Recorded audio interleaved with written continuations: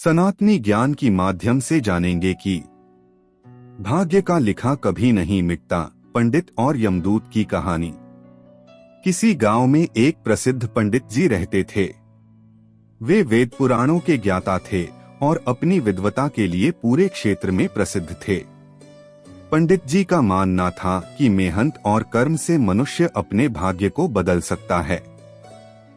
वे अक्सर प्रवचन देते हुए कहते, भाग्य केवल एक बहाना है, असली शक्ति कर्म में है।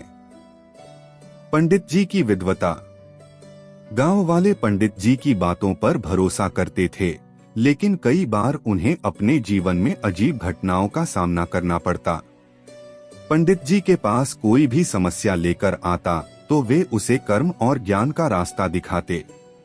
लेकिन पंडित जी को अपनी विद्वता पर इतना घमंड हो गया था कि उन्होंने यह मानना शुरू कर दिया था कि वे अपने ज्ञान और प्रयास से किसी भी परिस्थिति को बदल सकते हैं, चाहे वह भाग्य का लिखा ही क्यों न हो।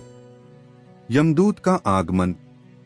एक दिन पंडित जी अपने घर के आंगन में बैठे मंत्रोच्चारण कर रहे थे, तभी एक विचित्र दृश्य हुआ। अचानक एक यमदूत प्रकट हुआ। उसकी भयंकर आकृति देखकर पंडित जी थोड़ा घबरा गए, लेकिन उन्होंने अपनी विद्वता का सहारा लेते हुए साहस दिखाया और यमदूत से पूछा, हे यमदूत, यहाँ आने का कारण क्या है? यमदूत ने उत्तर दिया, पंडित जी, मैं यमराज का संदेश लेकर आया हूँ। आपका समय पूरा हो गया है और मैं आपको लेने आया हूँ। पंडित जी ने अपनी घबराहट छिपाते हुए कहा, हे यमदूत, यह असंभव है। मैंने अपने जीवन में हमेशा धर्म का पालन किया है, दान किया है और लोगों की मदद की है। मेरे भाग्य में यह समय अभी नहीं लिखा हो सकता। यमदूत मुस्कुराया और बोला, पंडित जी, मैं यमलोक का संदेशवाहक हूँ। भाग्य के लिखे को मिटाने की शक्ति न मेरे पास है और न ही आपके पास। आपका समय निश्चित हो चुका है। पंडित जी की चतुराई। पंडित जी ने सोचा कि अपनी विद्वता से वे यमदूत को मना सकते हैं। उन्होंने कहा, अगर तुम सच में यमलोक के दूत हो तो मुझे यह प्रमाण दो कि मेरे जीवन का अंत अभी ही होना है। यमदूत ने एक पुस्तक निकाली जिसमें सभी प्राणियों का भाग्य लिखा हुआ था। उसने पंडित जी को दिखाया कि उनकी मृत्यु का समय आज ही है। पंडित जी ने पुस्तक देखकर सोचा, अगर मैं इस यमदूत को थोड़ी देर के लिए रोक सकूं तो शायद मेरा जीवन बच जाए। समय को टालने का प्रयास। पंडित जी ने यमदूत को भोजन के लिए आमंत्रित किया।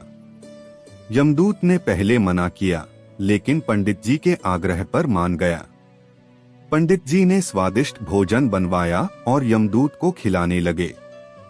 इसी बीच पंडित जी ने एक मंत्र पढ़ा और यमदूत को एक कमरे में बंद कर दिया। उन्होंने सोचा कि जब तक यमदूत इस कमरे में रहेगा तब तक मेरी मृत्यु नहीं हो सकती। लेकिन यमदूत को यह सब पहले से पता था। उसने कमरे में से ही हंसते हुए कहा, पंडित जी, आप कितने भी प्रयास कर लें, लेकिन भाग्य का लिखा कभी नहीं मिट सकता। आत्मबोध। थोड़ी देर बाद यमदूत ने कमरे का दरवाजा खोल दिया। पंडित जी यह देखकर हैरान रह गए। उन्होंने यमदूत से पूछा, क्या कोई उपाय है जिससे मैं अपने जीवन को बढ़ा सकूं?